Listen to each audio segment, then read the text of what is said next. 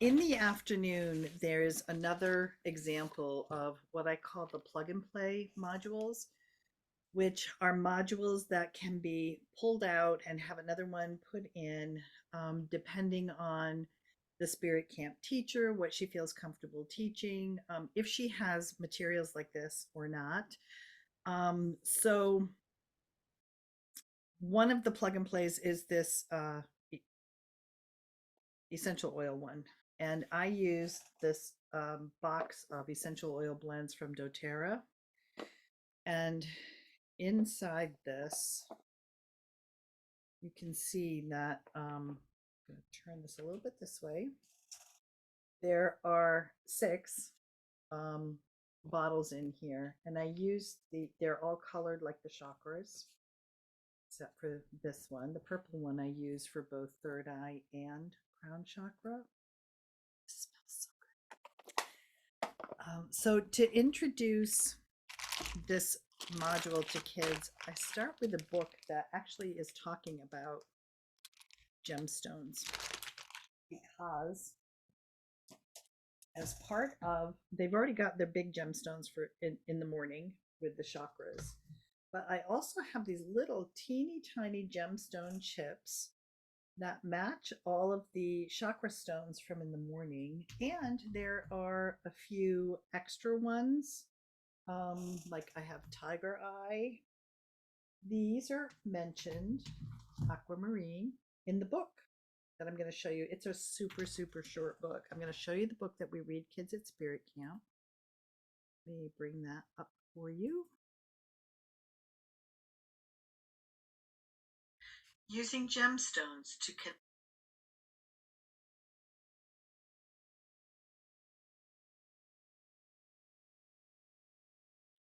So I'm just going to share this with you and then we'll talk again afterwards, I guess. Here we go.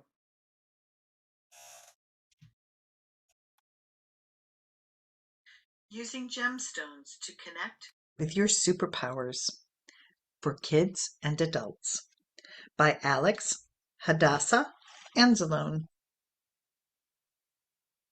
Read by Ava Goulet. Parents and caregivers. Gemstones are a great way to empower children, but are not a replacement for medical advice.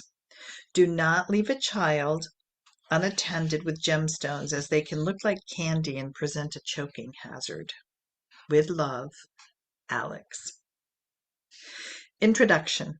Gemstones, also known as crystals, are awesome gifts from the earth. Each crystal has a special energy that helps us remember our superpowers. As a matter of fact, everything on the planet is made up of energy. We are energy. Trees and nature are energy. Animals and insects are energy. The earth, trees, birds, and bees each have their own energies. All of nature was designed with a special energy that helps us feel recharged and great. That's why when we walk or play outside or play with our pets, we feel happier, stronger, and more relaxed. It's the healing energy of nature. Sometimes, being human, we forget we are a part of nature and that we have a special glowing energy inside of us too.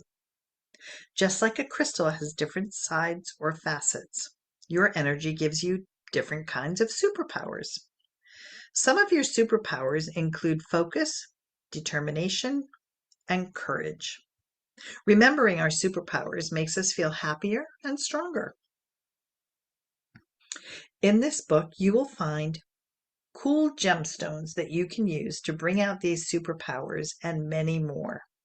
These are just a few of my favorites to get you started, but there are many, many more for you to explore.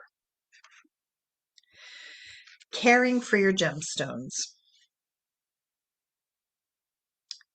Clearing your gemstones. Before you use a gemstone, you need to clear it of energy from others who have held it.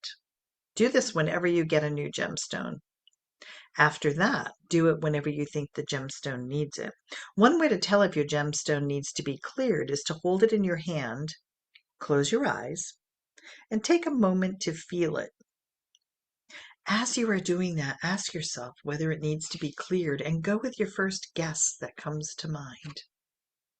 To clear your gemstone, use either the purple flame meditation, it's not a real purple flame, just an imaginary one, or moon cleansing. Flip to the next page to see how. Purple flame meditation. Find a comfortable place to sit and relax. Take a moment to connect with your gemstone. Notice how it feels in your hand. Notice its color and shape. Next, make a little cup with your hands to hold your gemstone.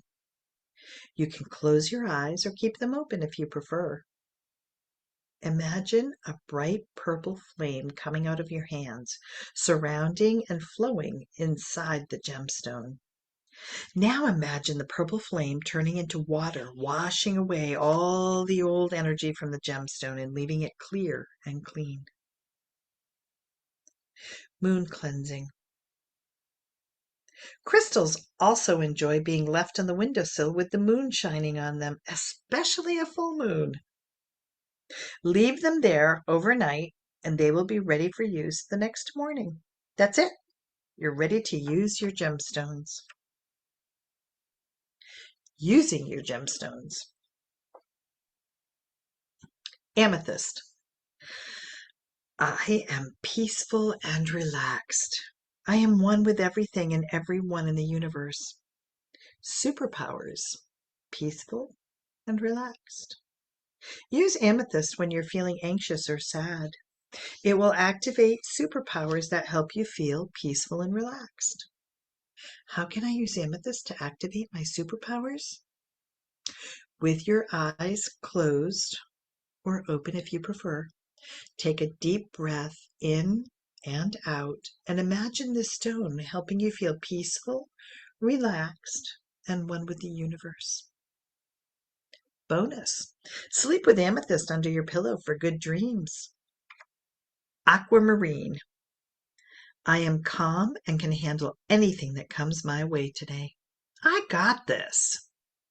Superpowers. Calm and cool. Use aquamarine when you're feeling angry or overwhelmed. It will activate superpowers that help you feel calm and cool. How can I use aquamarine to activate my superpowers? With your eyes closed or open if you prefer, take a deep breath in and out and imagine this stone helping you feel calm and flow through your day with ease. Lapis lazuli. It is easy for me to speak in front of other people. I easily express myself in writing. Superpowers. Speak and write with confidence. Use lapis lazuli when you're feeling afraid to speak to others, including family, friends, classmates, or parents. You can also use it if you feel stuck when you are writing. It will activate superpowers that help you speak and write with confidence. How can I use lapis lazuli to activate my superpowers? With your eyes closed or open if you prefer. Take a deep breath in and out and imagine the stone helping you feel confident when you speak and write. Rose quartz. I feel happy and I love myself no matter what. I get along easy with my friends and other kids at school. Superpowers. Happy and loving. Use rose quartz when you feel sad or upset with yourself or someone else. It will activate superpowers that help you feel happy and loving. How can I use rose quartz to activate my superpowers? With your eyes closed or open if you prefer, take a deep breath in and out and imagine this stone helping you feel happy, loving, and connected to others. Tiger's eye. I am courageous like a tiger. I am confident and succeed at whatever I put my mind to. Superpowers, courageous and confident. Use tiger's eye when you feel scared or shy. It will activate superpowers that help you feel courageous and confident. How can I use tiger's eye to activate my superpowers? With your eyes closed, or open if you prefer, take a deep breath in and out, and imagine this stone is helping you feel courageous and confident. Citrine. I am optimistic. I always find ways to have fun and enjoy life. Superpowers. Optimistic and creative. Use citrine when you feel negative or bored. It will activate superpowers that help you feel optimistic and creative. How can I use citrine to activate my superpowers? With your eyes closed or open if you prefer, take a deep breath in and out and imagine this stone is helping you feel optimistic and creative. Red jasper. I am determined to get my work done. I'm willing to work hard to accomplish my goals. Superpowers, determination, and perseverance. Use red jasper when you lack motivation and willpower. It will activate superpowers for determination and perseverance to help you accomplish whatever you set your mind to. How can I use red jasper to activate my superpowers? With your eyes closed, or open if you prefer, take a deep breath in and out and imagine this stone is helping you feel determined to persevere so that you can accomplish your goals. Chrysocolla. I ride the waves of life with ease. My feelings are like the waves of an ocean. They come and go, and I let them flow. Superpowers, inner strength, and resilience. Use chrysocolla when you want to let difficult emotions flow away. It will activate superpowers for inner strength and resilience to help you overcome changes or challenges. How can I use chrysocolla to activate my superpowers? With your eyes closed, or open if you prefer, take a deep breath in and out, and imagine this stone is helping you feel inner strength to deal with changes and challenges. Now imagine your challenging feelings flowing away. Bonus. You can also imagine yourself riding a wave like a pro and having a fun time while doing it. A few final notes. Other ways to use your gemstones. Here are some other ways that you can use your gemstones to remind you of your superpowers. Carry your favorite gemstone in your pocket, backpack, or purse.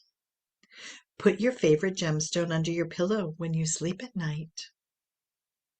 Keep your gemstone next to your bed. Keep your gemstone on your desk while you work, write, or create art. Lie down and put your gemstone on your heart, above your belly button, or in the middle of your forehead. The end. Goulet. Okay, so when that book is very repetitive for me as an adult, but the kids really like it because as they're listening to the book, they are starting to figure out what stones they really like because now they're connecting the stones to how the stones support them. And I'm going to show you how I kind of set the small gemstone chips up in a line on a table in front of me at Spirit Camp. Oh, you can't really see it very well, but they're all like in a line in front of me and they all have the names on them.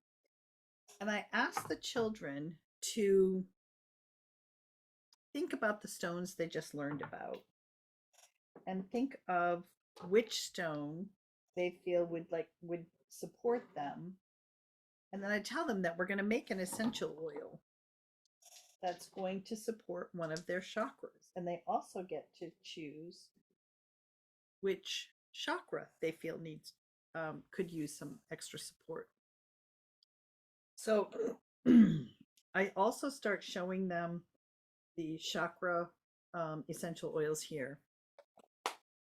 And then I show them this same little plate that we had from the dream catchers with a 5 millimeter essential oil bottle with the roller top and the top.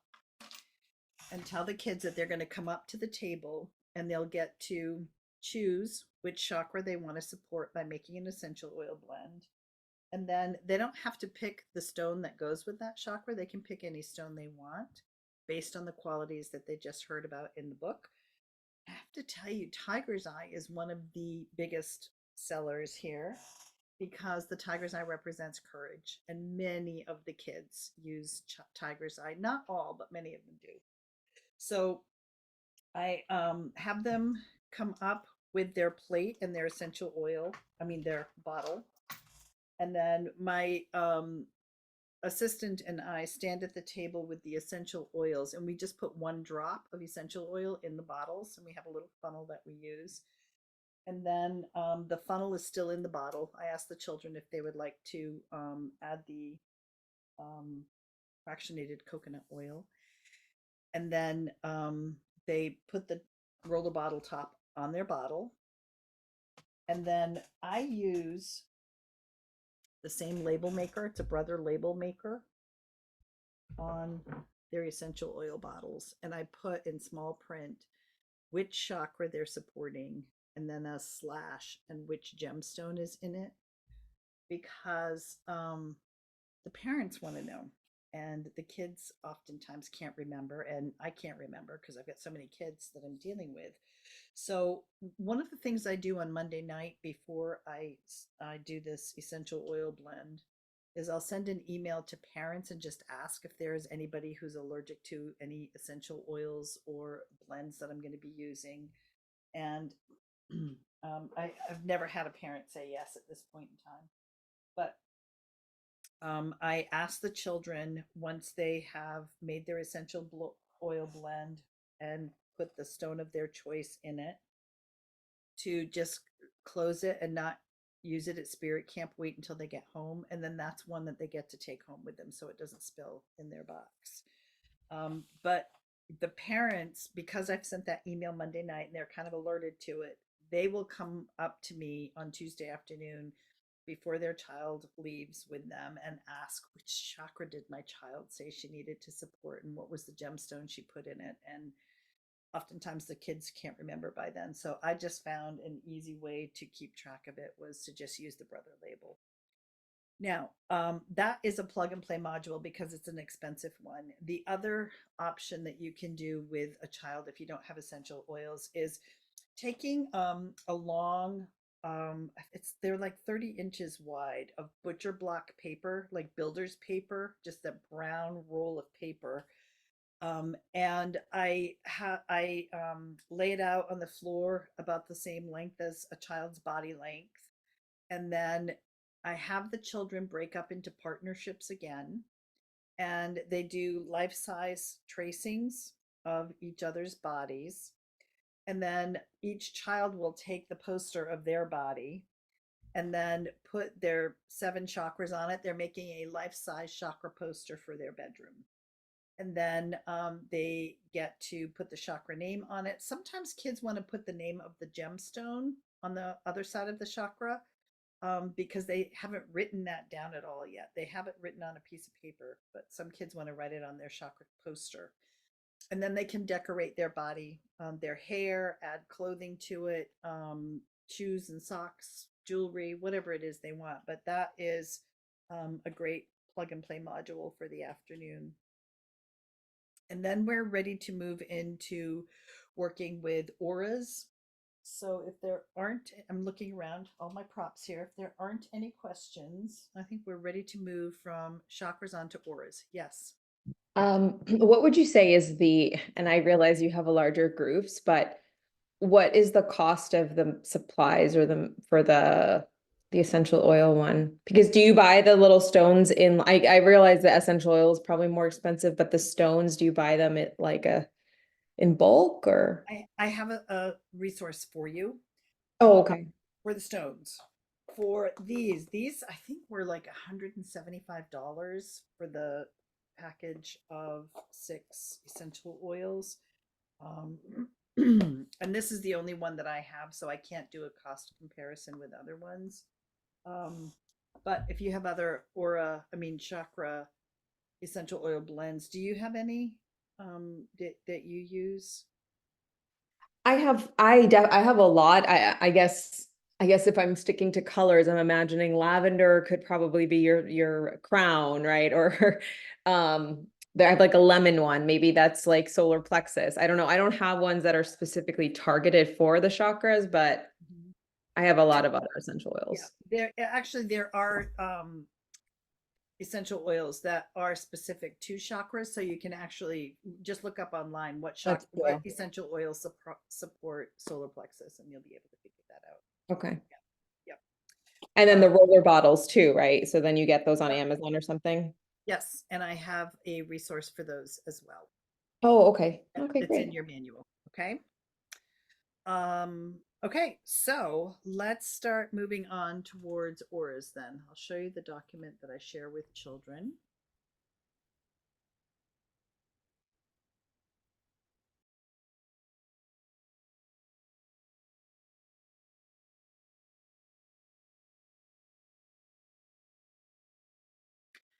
So first, I explained to the children that there is a camera that can be used to um yeah, I'm getting this full screen. There's a camera called a Kirlian camera that can photograph energy. And these are actually photographs of me on different days when I have had my chakras and auras photographed.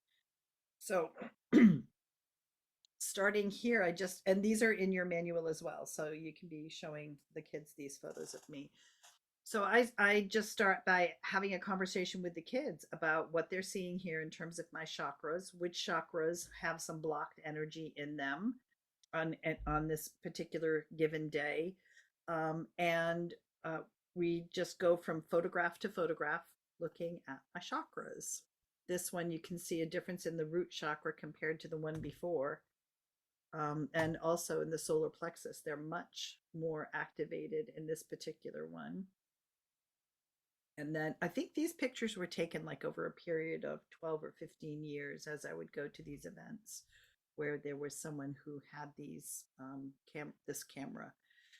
And then here you can see my heart chakra is very small on this one. My third eye and crown chakras are also small. And then this, I believe, is the last one. You can't even see my root chakra on this one. It is just the hint of a color there. And I'm guessing I may have been speaking at this event because my throat chakra is really big and activated here. So um, I think it's really fun to start sharing the pictures of how the Curlian camera can capture the energy, because as we move into the auras next, um, it's this plays into how we teach the kids about feeling and sensing auras. Oh, this is sorry. That's just a fun thing that I put in there. So now we're going to talk to the kids about auras and how the auras are like an oval shape around our body, like an egg shape. And these are, again, photos of me on different days when I was at those events that had the Kirlian cameras.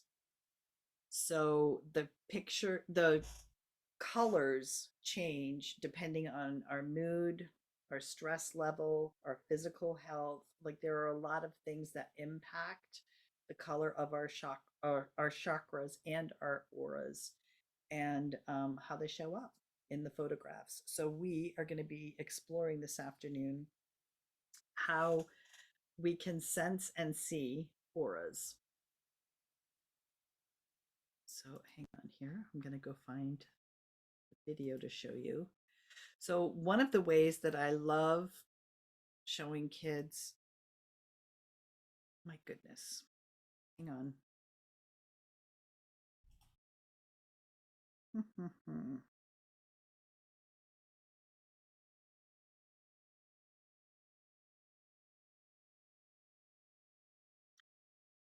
I show kids how we can see how big their aura is by using dowsing rods. And I'm going to show you here. This is actually a clip of me showing children this in spirit camp. Oh, shoot.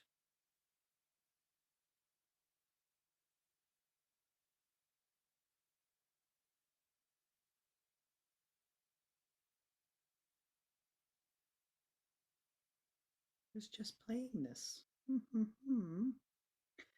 um, so I'm going to let that, I don't know why it's doing that. All right, hang on one second. I have another video to show you. I'm going to stop share for a second.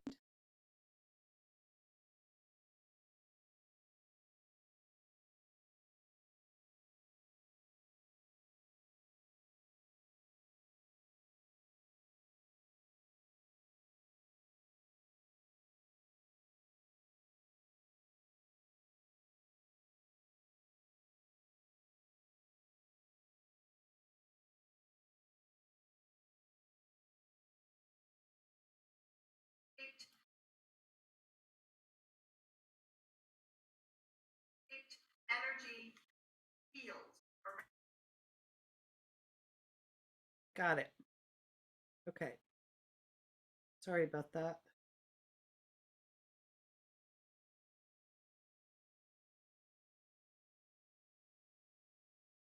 So I just put the dowsing rods in front of me. There's a child standing opposite the room. And what I'm asking that child to do is slowly start walking towards me. And when they get close enough that my dowsing rods can pick up their energy, the dowsing rods will cross in front of me.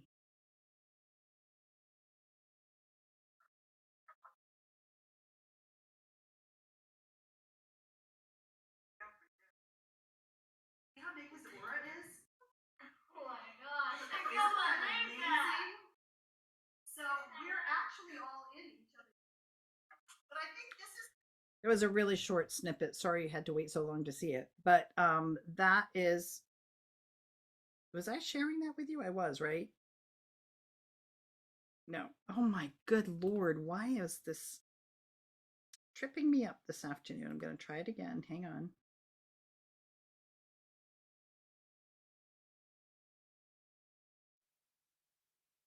I'm having a hard time getting neutral. Okay, there we go. All right, so start walking towards me. There they go, right there. See how big his aura is? Oh my gosh. I Isn't can't that believe that. amazing?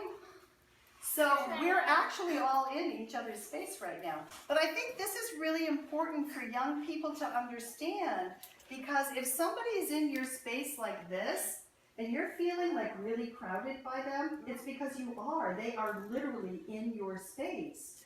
So at times like that, when you're feeling really uncomfortable, you can move yourself away and see if that knot. No, listen please, honey. You can move yourself away from that person who's crowding you and see if that knot in your solar plexus goes away. And if it doesn't, if you're near an adult or your parents or something, you can actually go to them and just say you're feeling uncomfortable because somebody's in your space and you just feel like you need more space. So that is an important lesson that I think is one of the really solid teachings in spirit camp, is that when children can identify how big their personal space is, and that their personal space doesn't just end like where their skin is, it really helps them understand and connect to those feelings we get in our solar plexus when somebody's invading our personal space. So I talk about when we go into elevators and everybody is in each other's space and how awkward it feels and everyone looks at the floor, and how the other lesson in this little talk that I share with kids at this point in time is that our solar plexus will start communicating with us when we are in when somebody invades our personal space and it's not an energy that resonates with us, that something is out of alignment. Our solar plexus will alert us to what's going on, and that is a way that children can start understanding how their higher wisdom communicates to them. It's through sensations in their body, and it not is not necessarily through thoughts. So I think part of the teachings in Spirit Camp is that we teach children how to receive messages from the universe and from their higher self in ways other than just hearing it from words. So I think this is a really important teaching for kids. And I actually take some time having conversations with children about what that's like for them. Do they feel that sensation in their solar plexus when their space has been invaded? What are things that they have done in the past? And what are some tools that they can use moving forward when they have that experience again? So now we are going to make your dowsing rods because you're going to need to make a lot of them for spirit camps. So I'm going to ask you to get your wire cutters and moving props again. Hang on here.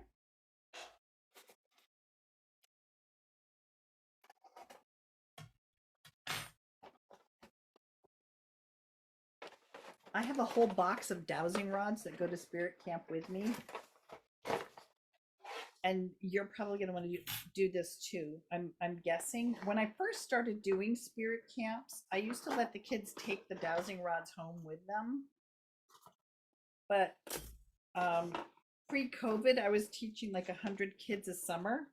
That's a lot of dowsing rods to make. So I stopped letting them take the dowsing rods home with them, and we would just borrow. They could borrow them and use them at spirit camp. So what we're going to do with the coat hangers is take your wire cutters and you're going to cut along the bottom edge of the coat hanger here.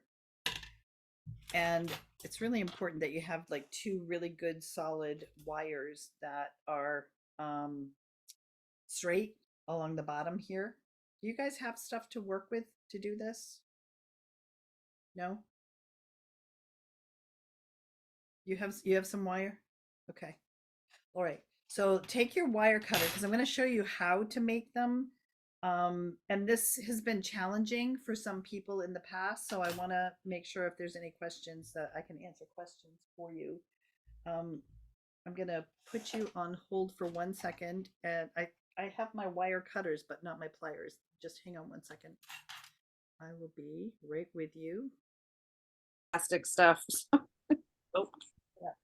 Well, I want to share something that I have discovered for straws because I didn't want to use plastic straws, so I was using these compostable straws and they fall apart. So let me see if I can see any of the compostable ones left in here. Nope, I had to throw them all away. They lasted 1 season. The straws, show you here. The straws up here were just getting chewed up and they were just cracking right down the middle on all of the compostable straws. So for this season, I'm going back to plastic straws until I can find something better. I mean, you could get small little aluminum tubes like at Home Depot or something. But of course, that's going to increase the cost of your supplies. But you could just get, and then you'd have to cut these small aluminum tubes. So once you use your wire cutter to cut the ends off,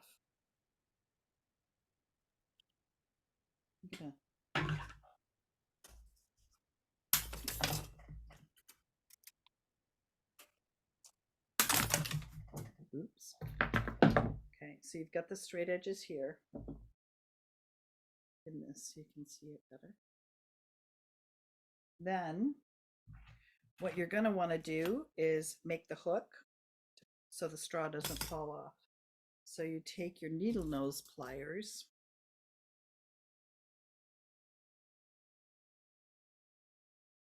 and you just hold it at the very bottom like that. And then for me, this is all kind of in the wrist action. This is the part that some of the spirit camp teachers have a really hard time with. So you just hold it hard in one hand. You don't want to hold out here because you'll bend the wire. So I just use my wrist and just wrap it around, make it a little prettier. That doesn't look very pretty. Okay. So I've got the hook for the bottom, and then I'll take one of my plastic straws.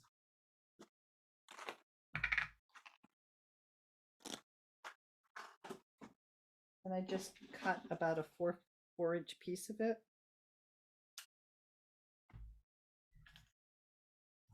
And slide it over the top.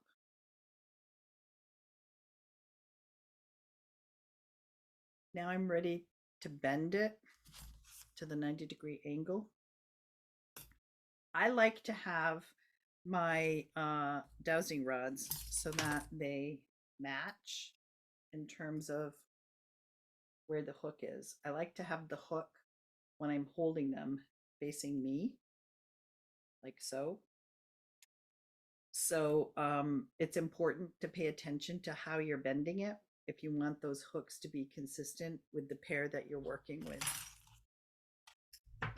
So holding it so the hook is facing my body.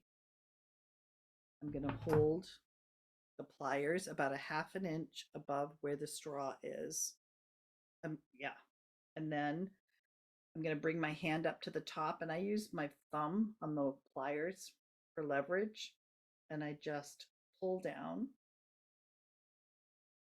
till I'm at about a 90-degree angle. And just because I've been doing it for so long, I can kind of feel where the 90-degree angle is needing to be. And then I just move the Zoom room again. And then I just hold it up against a book or something. See, there's my 90-degree angle right there. And there's one dowsing rod. And then I just make the second one to match the first one. I am still going to change this little hook on the bottom. I just want it to be tighter.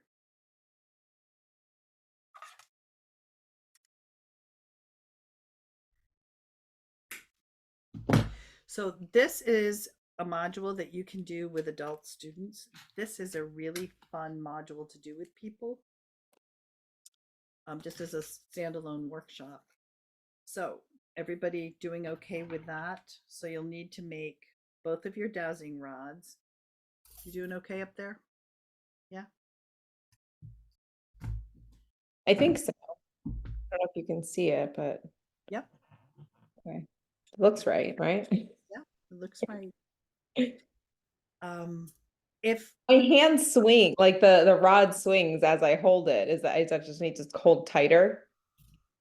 no, you want it to swing. Oh, you do. Oh, okay. Yes. Here, I'm going to show you. All right. Whoops. Now I'm dropping dowsing rods all over the place. Let me get a matching pair here because I've got about 3 pairs on my desk. It's not a matching pair. This is. Okay. So you want them to be able to freely move in your hand, just like your pendulum does. And then, just like when you're working with your pendulum, I can just ask my dowsing rods to show me neutral. So neutral with the pendulum this morning was when the pendulum was holding perfectly still in my hand. Now, if I ask the the dowsing rods to show me neutral, neutral is when they are parallel to each other and parallel to the floor. So this is my neutral position here. Then when the next part of this exercise is really fun. So if each of the kids has a pair of dowsing rods to work with at spirit camp, this takes a while to help them find neutral because they'll have their arms either pointing down or pointing up. And if they're up, if their dowsing rods are pointing up, they're just going to keep opening. So it takes a little while to help them find neutral, but using their elbows against their bodies as a foundation again is really helpful. And then once they have found their neutral, I ask them to think about something that they absolutely love, and their dowsing rods will cross immediately. Then I have them go back to neutral and think of something that they absolutely detest. And then the dowsing rods will open. So that sets the kind of like the baseline for going into our exercise where children will be across the room from their partner. Okay, wait, this is an important point. If you have two children working together, everybody has a pair of dowsing rods to start with. However, only one pair of dowsing rods can be in play at a time because otherwise they'll mess each other up. So one child puts their dowsing rods down while the other child has theirs facing their partner. And then when they have found their neutral, they ask their partner to slowly start walking towards them. And then when the dowsing rods pick up the energy of the child that's walking toward them, they'll cross. So from that point where the X is to the child, that's how big their aura is. This is a very empowering exercise for children to see how much space they actually command. Okay, so there was something else I was going to say about that when so it's really important because you're working with kids. It wouldn't matter if you were with adults, I don't think, but sometimes kids who are holding the dowsing rods will start walking toward the other child, but that's when they can't hold them steady, especially if that's a problem they have anyway, keeping their bodies still. So it's really important that the child who's doing the moving is not the one who is actually holding the dowsing rods, it's the other child. And then they'll switch off. And then if there are children who are really struggling with this, I come up and I actually stand behind the child who's struggling to hold the dowsing rods. And actually, if you look at the last page in your day 2 tab in your book, you'll see a picture of kids using dowsing rods here at camp, and you can see how I stand behind them. And then so I just help them quiet their bodies and quiet the dowsing rods and find neutral. And then all I do is open my hand, and then the child is set up for success. I might not even move my body until I can see that the child has fully activated and engaged with the energy of the dowsing rods. But that is the best way that I have found for being able to support children while trying to help them quiet their bodies. I have a really fun story to share about this particular child right here. She was only 5. And at that particular spirit camp, it was one of my earliest ones. And there were only 5 or 6 kids. So it was everything was going really quickly. So we decided to do hide and seek with the dowsing rods. And I took this little black Jaguar and I hid it on the children. I asked them to go outside the classroom and then I hid it. And when they came back inside the classroom, one at a time, the children were invited to use their dowsing rods to see if they could find the black Jaguar. And it took some time, and I'll give you a hint with how you can play hide and seek with kids if you want to do this. I had them face one wall and ask their dowsing rods, is the black Jaguar on that wall? And it would say yes or no. And then they would like turn from wall to wall until they figured out which wall it was on. And then I would have them ask, is it above my waist? Yes or no. So, process of elimination with figuring out where it was. And then one at a time, they would find it. Well, that little 5-year-old girl went home with her dowsing rods because it was one of my early camps. And sometime later, her mom emailed me to tell me that they were getting ready to leave the house one morning and they were late because the mom couldn't find her car keys. And the little girl said, Mom, I know how to find your car keys. And she went and got her dowsing rods and found her mom's car keys using her dowsing rods.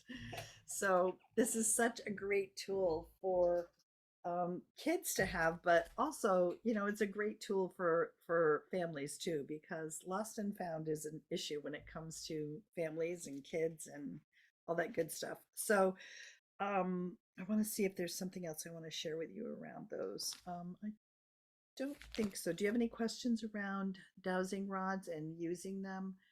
I You don't kind know. of help. I have a question. Go ahead. Do you help them like kind of think of this as the same thing as a pendulum? Mhm. Like you can like tie the energy together, that it's sort of the same thing, just a different Yes. way. It's a different tool. Yes. And I actually use that higher wisdom connection too. Like, this is another way to connect to your higher wisdom. It's another way to communicate to your higher self. Whatever words you want to use for that, I'll use higher wisdom a lot at Spirit Camp, I think. So they've got their pendulum that they've learned about today. They've got their dowsing rods. We're going to do muscle testing and shielding on Thursday. So they're just building up their toolbox of stuff that they will have to take home with them and ways to connect to their higher wisdom. Okay, let me look and see if we're ready to move on to the next thing. I think we are.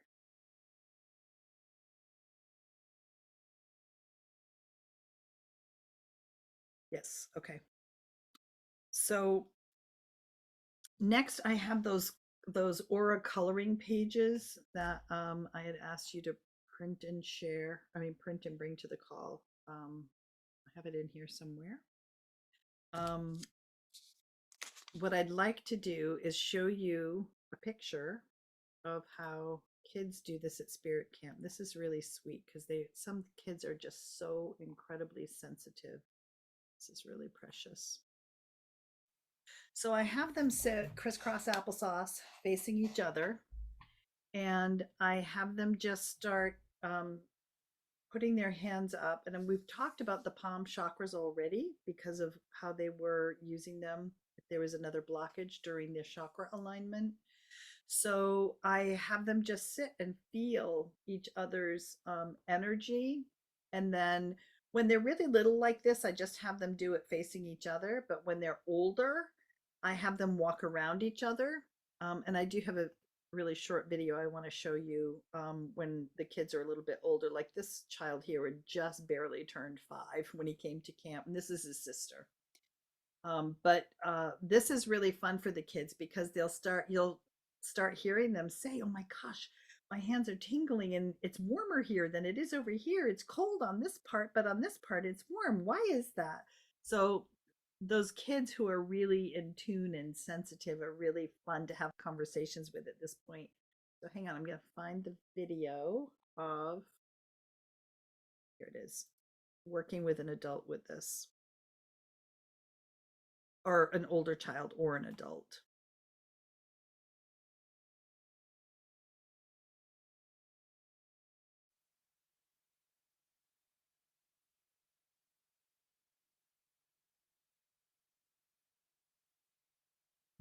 So I am here with my friend Eric again. And in this exercise, I am going to be sensing Eric's aura. Remember, our aura is the energy field that surrounds our body, and it's shaped a bit like an egg. So I want you to imagine that as I'm doing this exercise, I am able to sense the energy around Eric's body. And the very first thing I have to do before starting is to get Eric's permission to come into his energy field. So Eric, do I have your permission? Yes. Okay, thank you. I'm going to start by placing my hands a couple of maybe 18 inches away from his body. And I'm going to just start being aware of the sensations that I'm experiencing in the palms of my hands as I'm connecting to Eric's energy. And as I do this, I feel tingling in the tips of my fingers. And one of the things that is really interesting as you're doing this is feeling any temperature changes around someone's body. what happens for me when I am working with someone like this is I may come across a joint. I'm going to just use Eric's shoulder here as an example, where my palms all of a sudden start feeling colder. And that may be an indication to me that there's something going on with Eric's shoulder. And of course, I'll have a conversation with him about that later. But I'm just making mental notes about some of the experiences I'm having as I am moving around and sensing his energy. Our aura is shaped like an egg around our physical bodies. So when we are working with someone else's aura, we want to make sure that we are being very respectful with how we are moving their energy and connecting with their energy. Because if I were to stand in front of Eric and move my hands like this, you can feel it? Yeah. It's like making scrambled eggs with that egg-shaped aura around his body. Energetically, that's what I'm doing, is like I'm scrambling his energy field, and it's like making scrambled eggs. So you want to be really respectful when you're working with someone's aura, because if you have somebody that's very sensitive on the other side of this exercise, that person is going to be able to feel what you are doing with their energy. So it's very important to make sure you have the person's permission, and then make sure you're being very respectful of what you are doing when you are in their energy fields. Thank you, Eric. Thank you. Okay, so let's go. Oops. Transition into our next part, which are actually homework assignments for you. So, with the um, sensing a partner's aura, what you're going to do is exactly what I was just doing with Eric. You're going to find someone to work with where you can just use your little palm chakras around their body to sense their aura. And just tell me what that experience is like for you, like in a couple of short sentences or 3 or 4 sentences, whatever works for you. Um, in an email that you'll send to me before next month's class, where you're just describing what it's like to feel someone's aura, if you were feeling any energy changes, I mean, temperature changes or sensations in your hands as you were doing that, if you were getting any messages, intuitive hits. And then after we have done sensing a partner's aura, then you're going to color your partner's aura. So I want to spend a few moments telling you how I share with children the easiest way to see someone's aura. Can I just see a show of heads shaking yes or no? Are you able to see auras? Okay. So when children are first starting to see auras, I as an adult, I use the term, let's use a relaxed focus or a soft focus, but children have a hard time understanding what that means. So with the little kids, younger kids, what I do is I have them hold their arms out to the side like this and wiggle their fingers.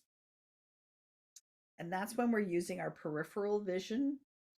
So even though my eyes look like they're looking forward at what's across the room from me, my focus isn't there. My focus is in my peripheral vision, looking at my fingertips that are wiggling off to the sides by my shoulders.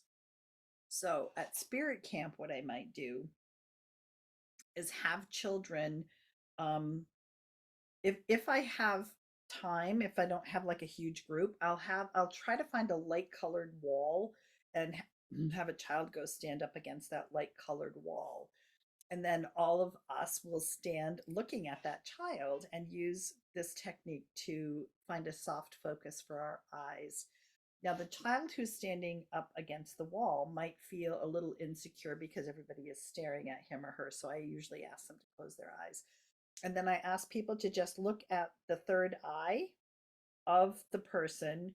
And then with their peripheral vision, they're wiggling their fingers and their focus is actually out here. And then oftentimes they can start seeing this layer of energy around the person's head. And it's usually clear, it's usually Like if you can picture in the summertime when it's really hot out and it starts to rain and there's this mist that comes up off the pavement, that's kind of what it looks like to me when I first start tuning into the aura. So that first inner layer is looks like that to me, and then as I go out beyond that, that's when I start seeing color. So I have the children practice.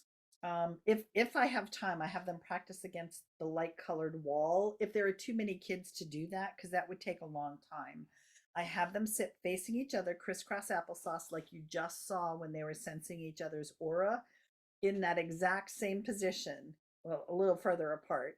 They're going to have a little clipboard in their hand with that aura coloring page that is in your binder. I'll just hold that up really quickly. You'll see what one I'm talking about.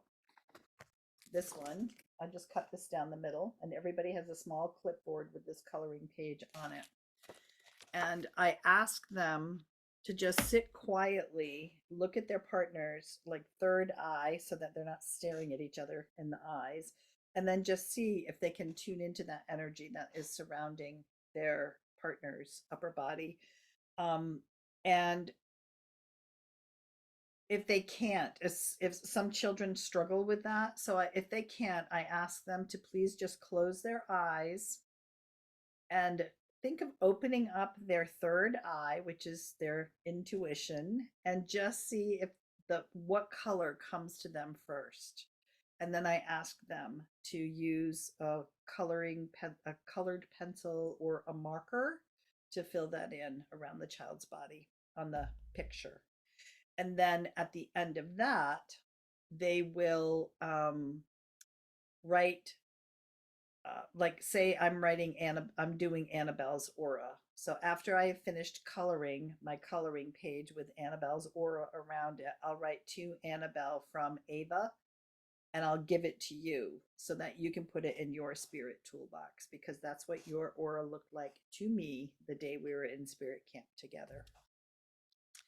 And this is when I hear children start talking about like if they have been able to see auras or not. I remember one of the earliest camps back with that 5-year-old with the dowsing rods and the lost and found back in her day. Um, I had a child who was about 8 who um, was really frustrated when I started teaching about auras. And he finally just said, why hasn't anybody ever told me there's a word for those colors? Like, why don't we talk about this? So obviously, that child had been seeing auras for his whole life, and his parents didn't know either. So when they came to pick him up, they had this whole new world that their child was experiencing that they had no idea that he was experiencing. So that's why I say Spirit Camp gives children the vocabulary to be able to talk about experiences they have that oftentimes parents don't even know they're having them because they don't know how to talk about them. So this is really, really important information that we're sharing with kids. So we are going to take just a quick bio break and then come back, and we're going to finish off for the day. We'll get done early today. Okay. So I'm gonna turn the recording on to pause and shut my camera off. And as soon as I see your cameras back on, we'll just wrap up the day. Okay? I'll go. All right. So let's go to page 3 in our day 2 tab in the manual, and we're gonna go from lunch and free play moving forward. So I mentioned before that during lunch, we would just have conversations with the kids about how colors and chakras work together very well to help them um, find really easy, holistic ways to support themselves. And then moving on to page 4, we have chakra shenanigans there, which is or pin the tail on the donkey game, but that game can take a long time if you got a big group of kids. So just beware that you're going to get one of those games as part of your program going through this program. But if you end up with big camps, you may want to end up ordering another one. And then we went through the essential oils module, which is a plug and play with all of these little gemstone chips as part of it. And then, if you don't have the materials to be able to do that, we did the life size tracings of the body, and the kids can do their own chakra poster to take home. Oh, here's one thing that I want to share about that, though. Oh, this is a really good thing to remember. Um, so, first of all, when the kids roll up their chakra posters, their body is on the inside of the rolled up thing. You have no idea whose poster it is. So, I always make sure that the children write on the outside of the poster whose is whose, because they need to take it home with them the night that they do it, because they're so big and bulky and they keep falling off the table and, in their personal space that we have set up for them. So, they need to take those home with them. But here is, do you have a question, Sage? Oh, your mom has you on mute, hon. Do you know how to unmute?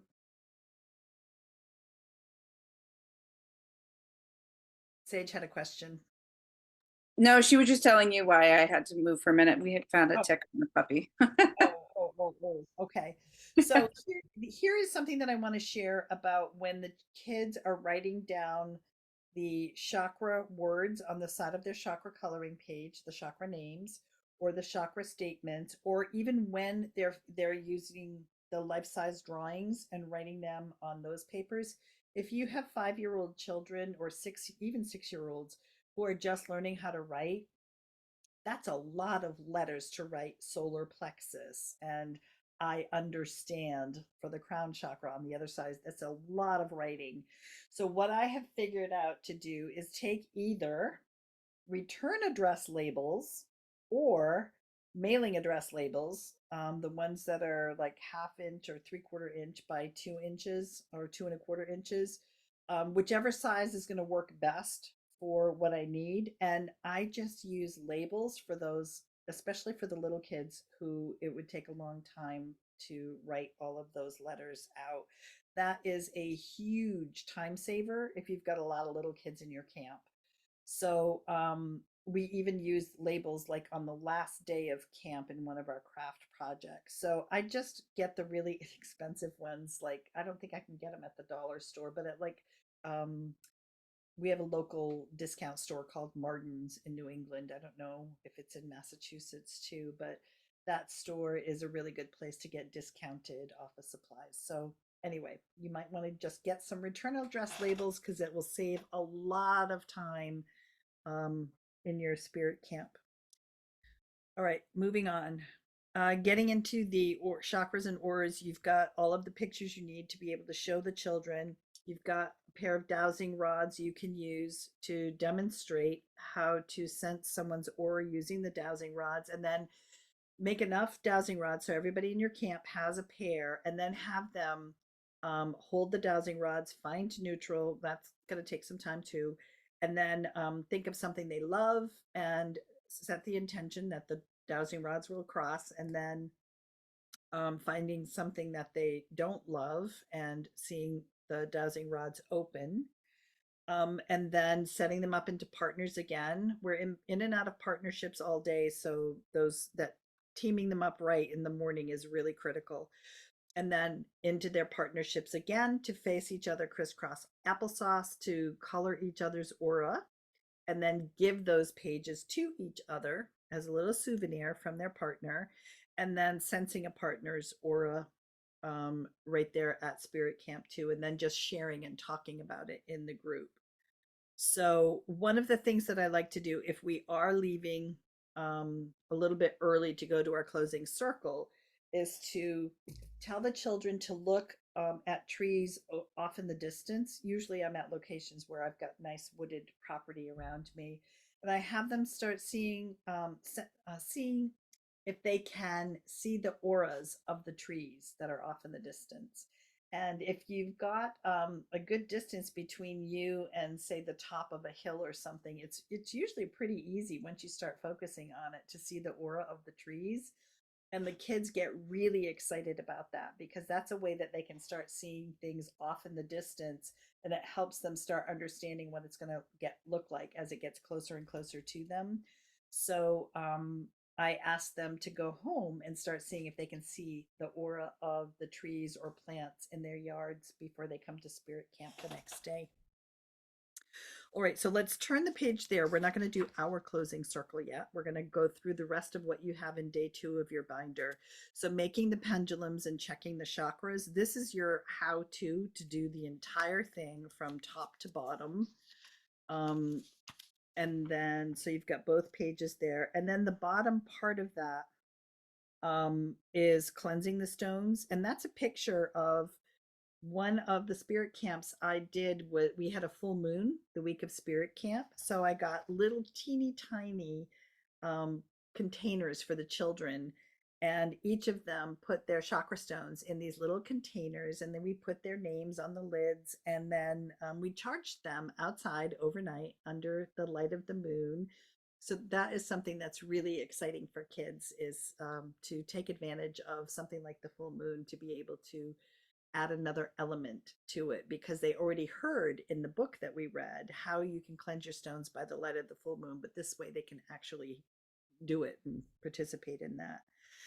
And then the next part is dowsing rods, making the dowsing rods, teaching the dowsing rods. I guess the first part of this page is how we teach or introduce the dowsing rods to the kids. And then on the back side of this page is a picture of how we actually make the dowsing rods. So you guys will definitely need to do that for homework if you haven't done that yet. And then let's go through the documents that are in your page protector. Did you have a question, Annabelle?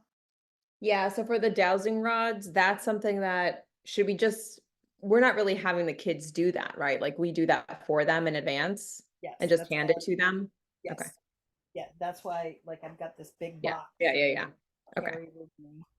Yes. So, like I said, in my first camps, when I was only having 5 or 6 kids, and I only did like 2 or 3 camps a summer, the kids could take them home because they're so easy to make. I mean, I can make a pair of them in 5 minutes now because I've done so many of them.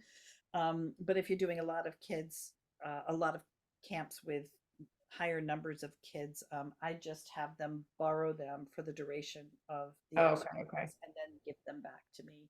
But I Okay. mean, it's your choice. If you've got a good supply of wire coat hangers in that neighborhood association, Yeah. go ahead and start handing them out. The kids will love it.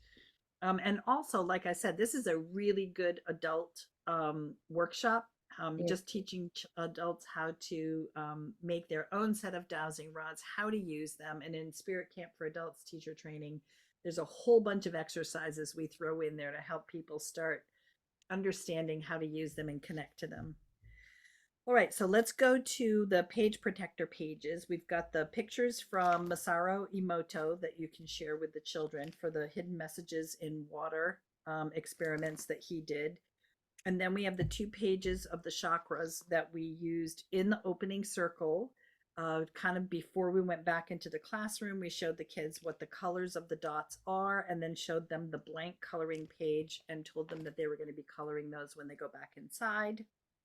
Then next we have the picture, or not the picture, the document that has all the names of the chakras, which I would also have hanging up in the classroom. And then after they've done the names of the chakras, I would put up the chakra statements, just so, as I mentioned before, we're all moving together as a unit. So if older kids finish writing their chakra words first, I would ask them to help the younger kids. Or if you have a lot of younger kids, I would just hand out the labels, return address labels, or mailing address labels with all of the names on them already. Then the next page in your manual is the um, master copy of all of the stones that are in the chakra stone bag. And I did hear myself say in that video of me working with the children, we were using blue lace agate at the time for the throat chakra. During COVID, blue lace agate like tripled in cost. So I had to get rid of blue lace agate and we put blue quartz in there instead. So you'll see that that is reflected on your page. You have blue quartz there. Then we have the chakra song. And I usually print out enough of those to hand out to all the kids and they can just put it in their bag and take it home with them. And then the next page is working with your pendulum, and that drawing of the girl with the pendulum in her hand, that's actually was a photograph of a child programming her pendulum at spirit camp, and I just had it turned into a coloring page.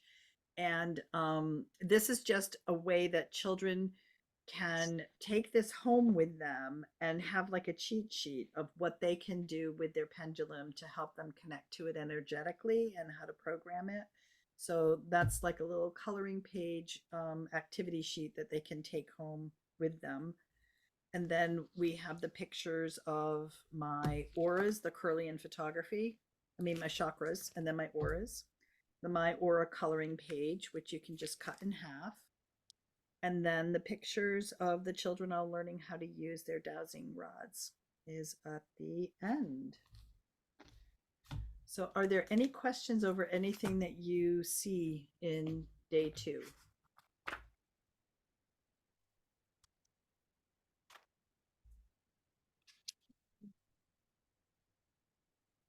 No? Okay. So we are going to be able to end early today. And then what I'm going to do is process your videos and then send the email out probably later tonight with the list of all of your homework assignments in it. I was just trying to compile that at lunch. We've got your pendulum. I want to see that. This is today's homework. Your pendulum, your checking somebody's chakras and describing that to me, doing the coloring page of coloring someone's aura, describing sensing someone's aura, showing me your finished dowsing rods. I can't think of anything else right now, but anyway, it will just be clearly described for you. And then our next, our first question and answer call is May 23rd, I believe. No, hang on.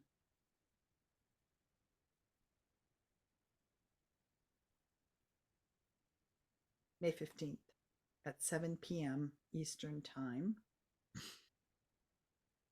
Oh, I do have one more document open I want to share with you. This is a good one for you. It's not my calendar. This. So in the Business of Spirit Camp folder, here are the general supplies for you to purchase. And this is why I think the digital version of this manual is so handy and convenient for all of you, because all you have to do is click on any of these, like the all the way through. I'm giving you links to all of the products that I use all the way through the entire 5-day program. So let's just click here, for instance. Let's see what comes up. There's your chakra stone bags right there. I'll just do one more. I think most of the links in here are working. I tried to check them. I just reprinted the manuals again. Yeah, there's the rolls of brown paper that you can get for kids. By the way, when you use this as a plug and play, you want to make sure that you're cutting all of the paper in the morning, because this will take forever if you try to do it once the kids have arrived at camp. So what I usually do is when the first child arrives at camp, I ask them if they'll lay down on a piece of paper for me so I can kind of gauge the height of that child, and then knowing if kind of where that child is in terms of the height in comparison to the rest of the kids in the camp, I will pre-cut all of the sheets to be able to hand out to kids when it's time to do the drawing, life-size drawings. Okay. So anyway, I wanted to just show you this because here are the essential oils. Here are the roller bottles, the fractionated coconut oil. So everything you need should be a live link here. And here is information about the stones. There's a spirit camp teacher who lives in the state of Maine. Her name is Jen Richardson. She has her own gemstone store. So she is the one to go to get set up with everything that you need to start your own camps, because she sells them to you at just above her cost. So you're getting a really good deal on buying your stones. So if you need to buy your chakra stones, you can go straight to her. If you want to get the gemstone chips, you can get those from her. We use rose quartz on day 5. You can get that from her. So anyway, she's a great resource to have. So here's her email address and her phone number. And then these are 2 wholesale companies that I have accounts with that I use as well. But I would really recommend that you reach out to Jen because she wants everybody to be successful bringing this to kids. So she will help you in any way she can. So anyway, I just wanted to share with you how valuable I feel like that resource is for you and the digital version of this manual, which is in the Business of Spirit Camp folder on Google Drive. Okay, if we are all done and there are no more questions, let's get ready to go into our closing circle. I have a We question, Eva. Yes. Sorry about that. The Chakra Shenanigans poster, do you buy that poster already made, or is it, do you have like a template for it that we could print it out like in poster size? Well, I have it in my big size there, but I have here. Let me show you what I've got.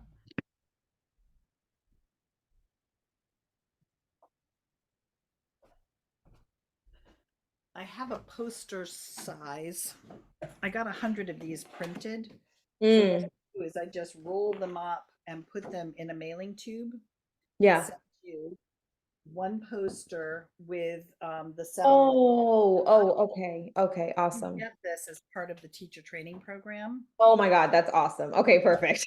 Yeah. But if you want more, then you got to Yeah. buy them. Yeah. Okay. Oh, perfect. Okay. Yeah. Yeah. Alrighty. So I think we're set. So let's imagine that we are with a whole group of excited kids who have just done so much work around energy. They are fully energized. And it's time to go to our closing circle. So we invite them to meet us at the East Gate. They take off running and they are to have nothing in their hands because we need to hold hands at the end. So we enter the circle from the East Gate. And then I always go to my left and go around the entire circle asking the children what their favorite part of today was, which is really good feedback to get. So, Annabelle, what was your favorite part of the day today? Um, the dowsing rods. I don't know, so many things, but I'll just say the dowsing rods. Great, great. Kristen, what was your favorite part of the day today? Getting my chakras unblocked. Okay, beautiful. All right. So now I want you to set the intention when you go to bed tonight that you are going to remember your dreams tomorrow. I mean, when you wake up tomorrow morning. Teacher note: Tuesday night at Spirit Camp is the night that the dreams are the wildest and the craziest. We have been doing a lot of moving energy all day at Spirit Camp. So I always want to remember to tell the kids to set the intention that they're going to remember their dreams because the dreams are wild and crazy. Wednesday morning in opening circle, it's really fun to listen to what kind of activity the kids had going on in their dream world. Um, Now, tomorrow is Power Animal Day at Spirit Camp. So everyone gets to bring their favorite stuffy with them to Spirit Camp. And your favorite stuffy will get to go to opening circle with you and will be smudged. Just like you get smudged before we go into opening circle, your favorite stuffy will also get smudged. And then we will all be introduced to all of the favorite stuffies in our opening circle tomorrow morning. And then we will invite them to join us in our classroom in the um, stuffed animal zoo that we're going to create. We're going to create a place for all of those animals to hang out together and get to know each other and watch you while you learn how to meet your power animal. So tomorrow is a really big, big, big day. So don't forget your stuffies. And then let's see. That's it. Let's get together and sing Mother I Feel You to close out our day today. So remember, Now that we've learned all about energy today, it makes more sense when I say turn your thumbs to the left, because we are receiving energy in one hand, giving it in the other hand.